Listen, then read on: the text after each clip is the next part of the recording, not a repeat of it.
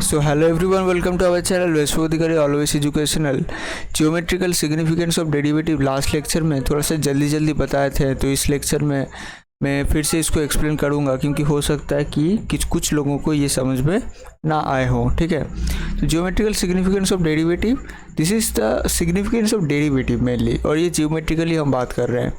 तो मतलब क्या है कि इसको हम अगर पढ़ के देखें तो इसमें बताया जा रहा है कि अगर कोई भी पॉइंट मान लो p equal to x comma y पे अगर आपको डेरिवेटिव निकालना है, तो उस डेरिवेटिव को आपको निकालने के लिए क्या करना है, मेनली अगर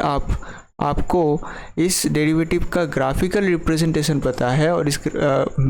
मतलब जो ग्राफ मेनली पता है y equal to f x, और वो ग्राफ का अगर पॉजिटिव एक्स एक्सिस के साथ कोई एंगल थीटा आपको पता है, तो अगर आप उस थीटा का टेंजेंट निकालोगे मतलब tan थीटा, और tan थीटा को अगर आप फाइंड कर लेते हो तो वही होगा dy/dx। मतलब अगर आपको डेरिवेटिव निकालना है और कौन सा पॉइंट पे, डेफिनेटली एक पॉइंट पे वो डिफाइन होगा, जो पॉइंट क्या है p equal to x comma y आप मान सकते हो। तो मतलब ये है x लेंथ और this is the y length, जैसे हम पॉइंट को प्लॉट करते हैं। तो कोई भी एक ऐसे मान लो कोई ग्राफ है और इस ग्राफ में कोई एक पॉइंट है P, जिस पॉइंट में x कॉमा वाई है, तो इसका मतलब x के रेस्पेक्ट में उस पर्टिकुलर पॉइंट पे एक पॉजिटिव एक्स एक्सिस के रेस्पेक्ट में अगर हम बात करें, तो इस पॉजिटिव एक्स एक्सिस के रेस्पेक्ट में अगर ये एंगल बना रहा है थीटा, तो अगर आपको tan थीटा आप निकाल लेते हो तो डेफिनेटली आप dy/dx इज इक्वल्स टू लिख सकते हो tan थीटा। तो this is the actually geometrical representation, और you can say geometrical significance of derivative. ठीक है, अब डेरिवेटिव अब इस पर्टिकुलर कंसेप्ट के ऊपर बेस करके एक क्वेश्चन में प्रीवियस वीडियो में इसके ऊपर ही डिटेल में डिस्कस किया था, लेकिन फिर भी हो सकता है कुछ लोगों को समझ में ना आए होंगे। तो डेफिनेटली इस वीडियो को देखिए, मतलब इस पर्टिकुलर पार्ट को देखिए, इसमें मैं इसको फिर से एक्सप्लेन करने वाला हूँ, वो भी करके। ठीक है, तो आपको एक फंक्शन दिया गया है y equal to x by 1 + x²। तो इसको लिखते हैं यहाँ पे y इक्वल टू, ठीक है, यहाँ पे पहले लिख लेते हैं y इक्वल टू, यहाँ पे आपको दिया गया है y equal to x by 1 + x²। ठीक है, दिस इज दी फंक्शन, और उस फंक्शन का जो x इक्वल टू 0 और y इक्वल टू 0, इस पॉइंट पे आपको फाइंड करना है टेंजेंट और ग्रेडियंट ऑफ द, मतलब find the gradient of the tangent. ठीक है, ग्रेडियंट क्या बोल रहे हैं, देखिए, gradient of the tangent, gradient of the tangent. इसका मतलब क्या है कि जो टेंजेंट है उस टेंजेंट का, ध्यान से देखिएगा, इसका मतलब क्या है कि ये जो टेंजेंट है, इस टेंजेंट का ग्रेडियंट फाइंड करना है आपको, टेंजेंट का ग्रेडियंट फाइंड करना है। अब पर्टिकुलर कौन सा पॉइंट पे, कौन सा फंक्शन का, इस फंक्शन का, और पर्टिकुलर आपको p equal to x 0,0 point पे आपको फाइंड करना है। मान लो कोई भी एक ग्राफ है y equal to f x, जो यहाँ पे है x/1 + x², और उसका पर्टिकुलर कौन सा पॉइंट, मान लो 0,0 से पास कर रहा है, तो 0,0 पॉइंट पे जो x के साथ जो एंगल बना रहा है उस पर्टिकुलर पॉइंट पे अगर वो थीटा है, तो आपको tan थीटा फाइंड करना है, तभी आपको ग्रेडियंट मिल जाएगा। ठीक है, अब ग्रेडियंट का मतलब क्या है, tan थीटा ही होता है। तो आपको यही निकालना है कि ये आपको tan थीटा निकालने के लिए बोल रहे। देखिए, gradient of the tangent line to the curve at this, what is this, this is dy/dx। तो मतलब आपको dy/dx फाइंड करना है, tan थीटा इक्वल टू क्या है यहाँ पे, dy/dx है, तो मेनली आपको dy/dx फाइंड करना है। ठीक है, इतना क्लियर है, मतलब आपको डेफिनेटली यहाँ पे dy/dx फाइंड करना है। dy/dx कैसे फाइंड करोगे, मतलब x के रेस्पेक्ट में, मतलब अब यहाँ पे मैं बताया था कि अगर आपका y इक्वल टू कुछ ऐसा है, मान लो gx/px, ठीक है, gx/px, तो आपको अगर dy/dx फाइंड करना है तो आप क्या करोगे, px का होल स्क्वायर करोगे, उसके बाद px को रख दोगे और gx का यहाँ पे x के रेस्पेक्ट में डेरिवेटिव करोगे, ddx ऑफ gx, उसके बाद प्लस नहीं माइनस होगा। ठीक है, बीच में क्या होगा, माइनस होगा, और यहाँ पे आपको क्या करना है, फिर px को, जिसको रखे थे पहली बार, उसको दूसरी दफ़ा, मतलब दूसरी जो माइनस के बाद जो पार्ट है उसमें आपको उसको डेरिवेटिव करना है, और जो ऑलरेडी डेरिवेटिव हो चुका है उसको रख देना है, तो gx होगा। तो this is the actual formula of this particular type this type is also called u by v form, जिस फॉर्म को आप ध्यान से समझिएगा। अब देखिए यहाँ पे u बाई v फॉर्म है, ये क्या है, दिस इज gx, मतलब ये x का एक फंक्शन है और ये 1 प्लस एक्स स्क्वायर ये भी एक x का फंक्शन है, मान लेते हैं px। तो यहाँ पे क्या करना है आपको, px से स्क्वायर करना है, मतलब नीचे वाला जो है उसका स्क्वायर करना है, 1 प्लस एक्स स्क्वायर उसका स्क्वायर, फिर 1 प्लस एक्स स्क्वायर को रखना है और जो ऑलरेडी यहाँ पे है gx उसका क्या करना है, डेरिवेटिव करना है। तो मतलब आपको यहाँ पे लिखना है क्या, यहाँ पे आपको लिखना है D D x of x मतलब 1 माइनस, अब जो ऑलरेडी डेरिवेटिव होगा उसको रख देंगे और 1 प्लस एक्स स्क्वायर का डेरिवेटिव एक्स के रेस्पेक्ट में क्या होगा 2x, ठीक है। कैसे होता है प्रीवियस वीडियोस में मैं ऑलरेडी डिस्कस कर चुका हूँ, उस वीडियो को देखिए फिर इसको देखिएगा। तो क्या आया यहाँ पे 1 plus x square minus 2x square divided by 1 plus x square उसका होल स्क्वायर। तो ऊपर क्या है 1 minus x square divided by 1 plus x square उसका whole square, this is the dy by dx। आपको कहाँ फाइंड करना है, ग्रेडियंट, आपको ग्रेडियंट तो फाइंड करना है, पॉइंट कौन सा है 0,0 पे। तो आपको जस्ट क्या करना है dy बाई dx के जगह जो x और y वाला टर्म है बस वहाँ पे 0 और 0 रखना है। तो यहाँ पे क्या होगा, यहाँ पे तो कोई y का टर्म नहीं है, तो आपको जस्ट x का टर्म पे जो x का वैल्यू वो 0 रखना है। तो 1 माइनस 0 डिवाइडेड बाई 1 प्लस 0 उसका होल स्क्वायर। तो इसमें आपका क्या आएगा, इसमें आपका 1 डिवाइडेड बाई 1 स्क्वायर मतलब आपका 1 आएगा, ठीक है। तो मतलब dy बाई dx जो आया at the point x equal to 0 और y इक्वल टू 0 मतलब 0,0 पॉइंट पे वो 1 है। तो आपको जस्ट क्या पता चला कि gradient at the point 0,0 of the particular function y equal to x by 1 plus x square का whole square, 1 plus x square का होल स्क्वायर था क्या यहाँ पे, नहीं था, ठीक है।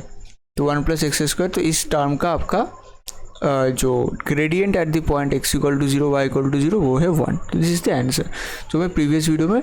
जल्दी डिस्कस किया था, यहाँ पे ऑलरेडी डिस्कस कर दिया। नेक्स्ट हमारे जो इम्पोर्टेंट चीज़ है, this is significance of derivative as a rate measure, ठीक है। रेट मेजर मतलब आप फिजिक्स में पढ़े होंगे कि रेट ऑफ फ्लो ऑफ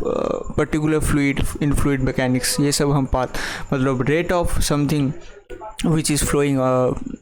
तो उसके बारे में हम रेट बताते हैं कि मतलब रेट कैलकुलेट करते हैं इन फिजिक्स। तो उस जो रेट के बारे में बात होता है, रेट मेनली RATE रेट, इस रेट वर्ड का मतलब क्या है, this is particularly mainly calling किसको बताया जाता है, वेलोसिटी को। तो वेलोसिटी के बारे में बताया जाता है मेनली। अब वेलोसिटी के अंदर फिजिक्स वाला जो कंसेप्ट आता है कि वेलोसिटी में डायरेक्शन है, इसमें मैग्नीट्यूड भी है, ठीक है, इसमें डायरेक्शन है, इसमें मैग्नीट्यूड भी है। तो हमें बहुत बार सिर्फ मैग्नीट्यूड की ज़रूरत पड़ता है, तो उस केस में हम इसको स्पीड भी बता सकते हैं। तो मतलब रेट मतलब हम इसको स्पीड बता सकते हैं, वेलोसिटी बता सकते हैं। और कभी कभी वेलोसिटी स्पीड ये वर्ड हम यूज़ ही नहीं कर सकते हैं, जैसे रेट ऑफ डिक्रीमेंट, ठीक है, rate of decrement of something, मान लो कुछ जैसे रेत मतलब जो बालू होता है उसको हम यहाँ पे सैंड बता सकते हैं। तो rate of decrement of sand in the beaker, तो ऐसा कुछ मतलब जो लाइन होता है या ऐसा जो क्वेश्चंस होता है इन फिजिक्स, तो वहाँ पे क्या होता है rate of decrement, rate of increment, ये सब जो बातें होता है ये स्पेशली क्या बताता है, मेनली dy बाई dx के बारे में बताता है, मतलब डेरिवेटिव के बारे में बताता है। वहाँ पे आपको एक फंक्शन दिया जाएगा कि मान लो कुछ एक बलून है, उसके अंदर एयर है, तो उस एयर पर्टिकुलर एयर जो कम हो रहा है और वो जो एयर कम हो रहा है वो कोई पर्टिकुलर फंक्शन को फॉलो कर रहा है, y equal to something fx। तो आपको बता रहे कि rate of decrement of the air into the balloon, तो आपको वो बलून के अंदर जो एयर कम हो रहा है उसका रेट निकालना है कि कितना रेट पे वो डिक्रीमेंट हो रहा है। तो उस सब चीज़ों को आपको पता करने के लिए dy बाई dx फाइंड करना होगा, क्योंकि आपको already y equal to fx पता होगा और पर्टिकुलर बोल दिया जाएगा। अब y इक्वल टू बहुत जगह यहाँ पे ft होता है, मतलब फिजिक्स में मतलब टाइम के रेस्पेक्ट में वो क्या होता है, डिपेंड करता है, जो एयर कम हो रहा है ऐसा कोई अगर एग्जाम्पल हो तो मेनली टाइम का टाइम होता है, मतलब x की जगह जस्ट वहाँ पे t होता है, ठीक है। तो ऐसा कुछ बातें चेंजेस होता है, लेकिन ओवरऑल मेनली फंडा जो बताता है कि आपको डिवाई बाई डी एक्स मतलब डेरिवेटिव करना होगा, आपको फंक्शन दिया रहेगा उसका डेरिवेटिव करना होता है। मेनली इन फिजिक्स जहाँ पे हम ये पढ़ते हैं, मैकेनिक्स में मेनली वो आता है जो वन डायमेंशनल मोशन है, ये सब चीज़ों में हम पढ़ते हैं। तो वहाँ पे यहाँ पे बता रहा है, देखिए ध्यान से कि यहाँ पे आपको बताया जा रहा है कि स्पेरिकल टॉय, जैसे ऐसे ही एक एग्जांपल यहाँ पे दिया गया है, spherical toy balloon is inflated so that its volume and surface, ठीक है, नेक्स्ट पेज में है, एरिया एस, मतलब सरफेस एरिया जो है उसको एस बोला जा रहा है, वो स्क्वायर मीटर में है, ठीक है, स्क्वायर सेंटीमीटर मतलब centimetre square, are functions of time. देखिए तो फंक्शन ऑफ टाइम होगा,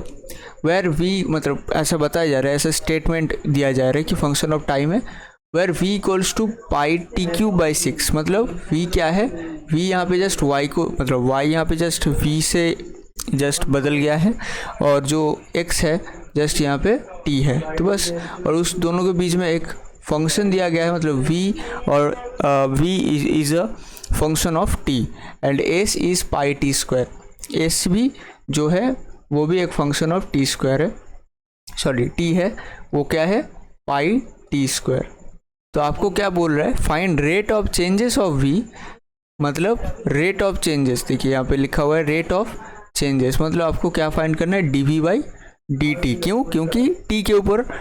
डिपेंड कर रहा है, यहाँ पे आप dv बाई dx नहीं फाइंड कर सकते हो, क्यों, क्योंकि x जो है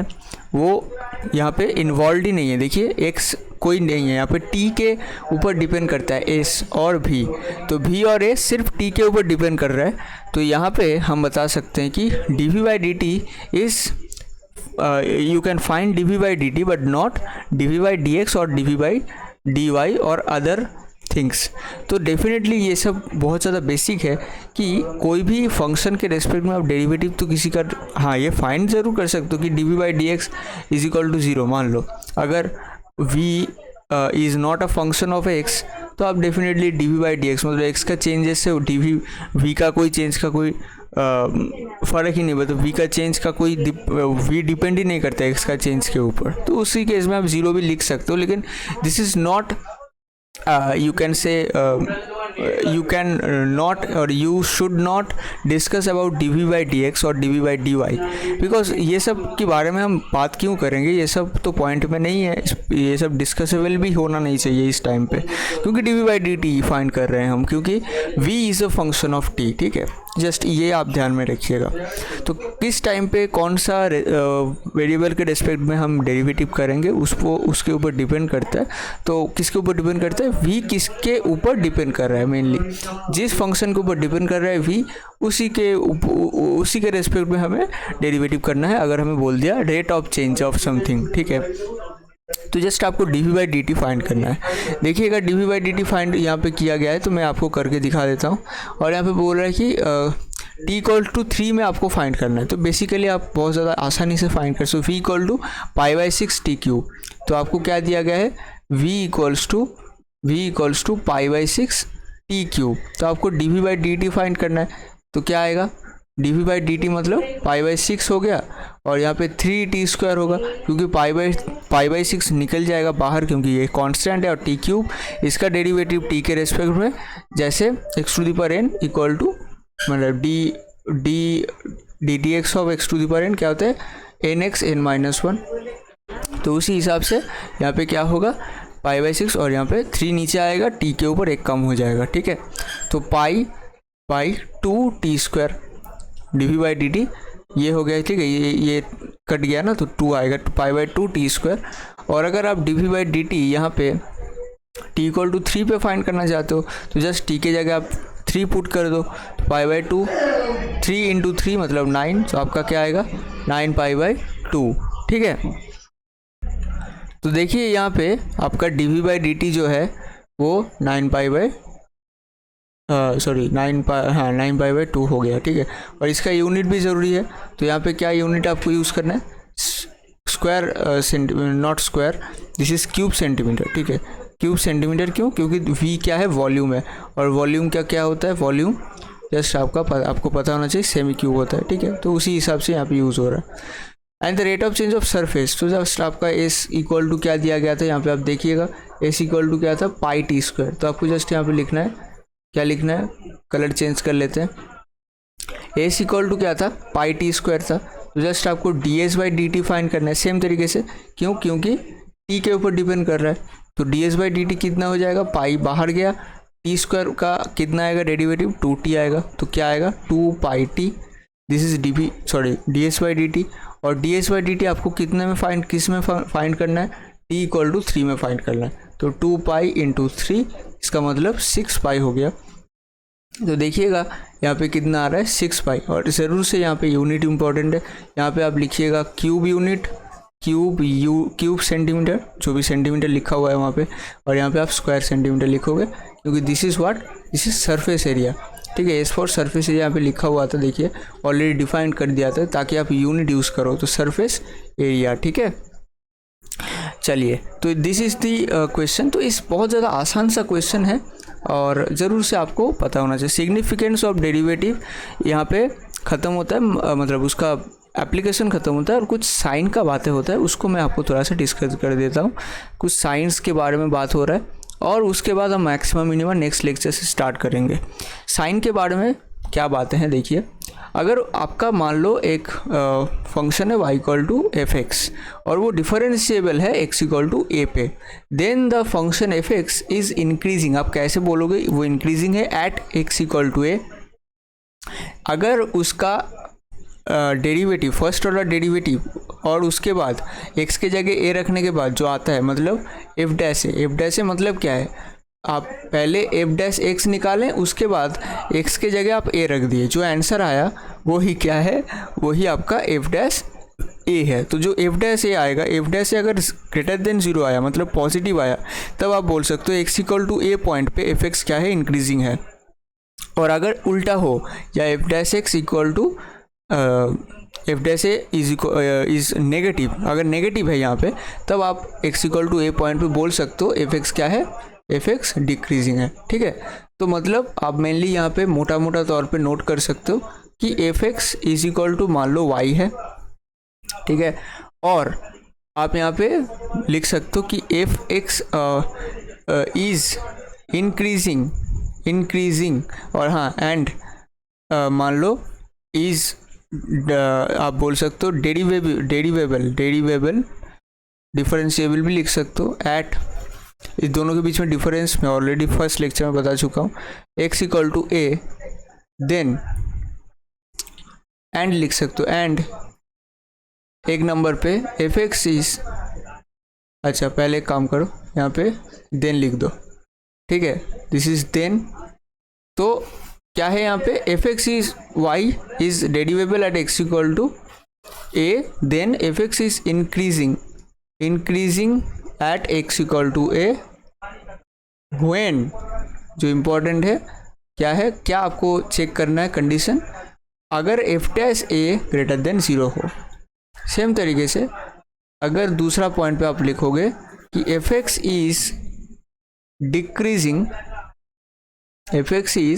decreasing at x equal to a when, कब होगा, जब जो एफ डैश ए है,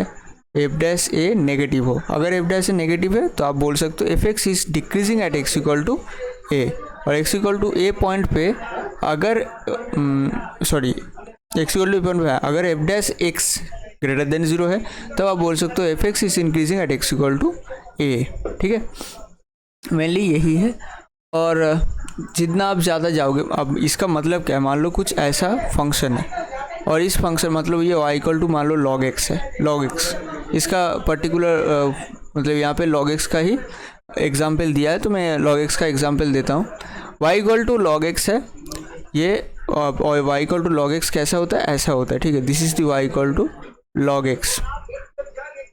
अब देखिएगा अगर y equal to log x है तो आप क्या करोगे, अब y equal to log x यहाँ पे आपको ग्राफ में दिख ही रहा है कि y equal to log x is completely increasing at every moment of its journey. जो भी वो जर्नी यहाँ पे कर रहा है, मतलब जर्नी जो भी वो यहाँ पे जा रहा है ऊपर से नीचे से ऊपर, तो ये नीचे से ऊपर जब जा रहा है तब वो पूरा क्या है, इंक्रीजिंग है। अब ये कैसे प्रूफ कर सकते हैं, मतलब अदर तरीके से हम कैसे चेक कर सकते हैं, dy by d x find करो, कितना आएगा 1/x आता है, log x का डेरिवेटिव हम ऑलरेडी डिस्कस कर चुके हैं। और x यहाँ पे जो है याद रखना, जो log x है वो log x डिफाइन होता है कहाँ से कहाँ, 0 से ज़्यादा और इन्फिनिटी के अंदर, मतलब 0 से इन्फिनिटी के अंदर ही log x डिफाइन होता है। तो इसका मतलब है जब आप dy बाई डी एक्स के अंदर कोई भी एक पॉइंट रखोगे, मान लो x equal to 2, x equal to y equal to मान लो कुछ क्या है log 2। अब log 2 क्या है, log 2 यहाँ पे देखिए कुछ x इक्वल टू 2 कहाँ पे होगा, कुछ यहाँ पे होगा, log 2 क्या है, पॉजिटिव है, दिस इज पॉजिटिव। तो मतलब log 2 दिस इज पॉजिटिव, तो मतलब x equal to something positive and y equal to something positive. इस कंडीशन के लिए अगर आप y इक्वल टू एक्स देखोगे तो कितना आएगा, तो आपका कितना आएगा, मैं थोड़ा सा दिखाने की कोशिश करता हूँ। तो क्या आएगा यहाँ पे आपका, तो यहाँ पे आपका कितना आएगा, देखिए ध्यान से, यहाँ पे अगर आप यहाँ पे रखोगे तो कितना आएगा, तो पेन चल नहीं रहा है। तो अगर आप यहाँ पे y का वैल्यू रखोगे, सॉरी x का वैल्यू रखोगे 1/x है ना, तो आप x इक्वल टू 2 रखोगे 1/2 विच इज़ पॉजिटिव। अब यहाँ पे कोई भी पॉइंट ले लो, इसके जगह आप कोई भी पॉइंट ले लो, यहाँ पे कोई भी पॉइंट ले लो, आप यहाँ पे कोई भी पॉइंट ले लो, क्योंकि नेगेटिव के लिए तो डिफाइंड ही नहीं है ना जो log x तो नेगेटिव के लिए डिफाइंड ही नहीं होता है। तो हमेशा जो dy by d x at every point of its domain, इसको डोमेन बोलते हैं जिसके अंदर वो डिफाइंड है, तो every point of its domain y equal to log x is always give dy by dx positive, because dy by dx already positive, क्योंकि ये स्ट्रिक्टली इंक्रीजिंग है, मोनोटॉनिक इंक्रीजिंग, उसके बारे में मैं डिस्कस करूँगा। देखिए स्ट्रिक्टली ग्रेटर देन 0 होगा, इस केस में इक्वालिटी साइन भी नहीं आता है, जो इक्वालिटी साइन है वो इक्वालिटी साइन भी नहीं आएगा log x के लिए, इसका मतलब ये स्ट्रिक्टली इंक्रीजिंग है। इक्वालिटी साइन आने का मतलब है dy बाई डी एक्स क्या है, अगर इक्वालिटी केस को हम ले तो dy बाई डी एक्स 0 है, और dy बाई डी एक्स 0 किसके लिए आता है, कांस्टेंट फंक्शन के लिए आता है, ठीक है। तो ये तो कभी कांस्टेंट हो ही नहीं सकता ना, हमेशा बढ़ रहा है, तो इस केस में dy बाई डी एक्स कभी भी 0 नहीं होगा, हमेशा dy बाई डी एक्स क्या होगा, पॉजिटिव होगा, और dy by d x negative होने का तो कोई चांस ही नहीं है, ठीक है। तो ध्यान से देखिएगा, ये है मतलब साइन ऑफ डेरिवेटिव, एक्चुअली यही बताता है साइन ऑफ डेरिवेटिव, मतलब साइन डेरिवेटिव के साइन से हम पता कर सकते हैं कि एक्चुअली उस पर्टिकुलर फंक्शन का मतलब टाइप कैसा होगा, क्या वो स्ट्रिक्टली इंक्रीजिंग होगा या डिक्रीजिंग होगा, कुछ चुनिंदा बातों के बारे में हम जान सकते हैं, ठीक है। अब देखिए यहाँ पे x इक्वल टू 0 से इन्फिनिटी के अंदर कोई एक अलग फंक्शन ले रहा है, f equal to h to the power h e to the power minus h x minus a, this is मान लो f(x) y, ठीक है। अब आपको बोल रहा है a से इन्फिनिटी, इसके अंदर h बोल रहा है पॉजिटिव है और a एक कांस्टेंट है, तो उसके लिए आप D F x by d x कीजिए, कितना आएगा, ठीक है। इसका dy बाई डी एक्स करोगे तो कितना आएगा, h तो ऑलरेडी कांस्टेंट है, और e to the power something, chain rule, इसका मतलब e to the power something ही रहेगा, लेकिन ऊपर जो चीज़ है इसको भी फिर से डेरिवेटिव करना है, इससे मल्टीप्लाई करना है, तो माइनस h ऑलरेडी कांस्टेंट है, x का डेरिवेटिव 1 का रेस्पेक्ट में x के रेस्पेक्ट में 1 माइनस a का डेरिवेटिव 0 होगा, क्योंकि a क्या है, कांस्टेंट है, तो कितना आया h e to the power minus h square a to the power minus h into x minus a, this is dy by d x. अब dy बाई डी एक्स कितना है, minus h square e to the power minus h into x minus a। अब देखिए यहाँ पे एक negative sign आ गया, h already क्या है, ग्रेटर देन 0, और h स्क्वायर तो हमेशा ग्रेटर देन 0 होगा, e to the power minus of something जो भी हो, e to the power something जो भी है वो ग्रेटर देन 0 होता है, क्योंकि ऊपर जो चीज़ है इसका डोमेन ये कैसा है, e to the power minus, अगर h पॉजिटिव है और a अगर कुछ कांस्टेंट है, तो हम e to the power minus x अगर ये ग्राफ भी लें तो e to the power minus x ऐसा होता है, इसका मतलब ये हमेशा पॉजिटिव है, देखिए ये हमेशा पॉजिटिव है, नेगेटिव में जाएगा ही नहीं, मतलब e to the power something जो है ये हमेशा पॉजिटिव है, तो इसका मतलब dy बाई डी एक्स यहाँ पे क्या आ रहा है, नेगेटिव आ रहा है। तो देखिए यहाँ पे dy by d x in all points which is defined in domain a से इन्फिनिटी के अंदर हमेशा क्या होगा, dy/dx लेस देन जीरो वाला। अब dy/dx लेस देन जीरो कब आता है, जब वो मोनोटोनिक डिक्रीजिंग है। मोनोटोनिक डिक्रीजिंग यहाँ पे कोई ग्रेटर देन और इज इक्वल्स टू जीरो का टर्म नहीं है, यहाँ पे सिर्फ क्या है, greater less than zero, not greater than, less than और इक्वल्स टू जीरो का कोई टर्म नहीं है, सिर्फ लेस देन जीरो का टर्म है। तो लेस देन जीरो का अगर केस है तो उसको हम बोल सकते हैं monotonic decreasing at every point और in the interval, total interval A से इन्फिनिटी, ओपन इंटरवल। ठीक है, तो यही पता था एक्चुअली, तो मैं डिस्कस किया और नेक्स्ट लेक्चर से हम मैक्सिमम मिनिमा के बारे में डिस्कस करने वाले हैं। ठीक है, maximum minima, it's very important point, very important topic actually. It's also come in class 12th your curriculum, जो भी आपका करिकुलम होता है, कोई भी करिकुलम हो, CBSE का, ISC का या वेस्ट बंगाल बोर्ड का, उसके अंदर आता है। और ये नोट्स ले सकते हो, लेकिन ये बहुत ज़्यादा गंदी हो गई है हैंड राइटिंग, तो मैं जो किया उसका नोट्स खुद से बनाओ बढ़िया हैंड राइटिंग के साथ, जो भी आप चाहते हो। और अगर ये किसी जगह पे आपको दिक्कत है तो फिर भी मैं बताता हूँ कि कमेंट कीजिएगा, ताकि आपको मैं फिर से एक्सप्लेन कर पाऊँ। ठीक है, सारा चीज़ आपको क्लियर होना ज़रूरी है।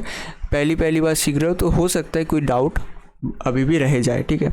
तो मिलते हैं नेक्स्ट वीडियो में। और ऐसे ही चैनल को सब्सक्राइब कीजिएगा, ऐसे ही वीडियो मिलता है आपको। काउंसलिंग रिलेटेड वीडियोस भी मैं डाल रहा हूँ अभी, और कंटेंट रिलेटेड वीडियोस भी यहाँ पे मिलता रहता है, जैसे मिल रहा है आपको। ठीक है, तो मिलते हैं नेक्स्ट वीडियो में।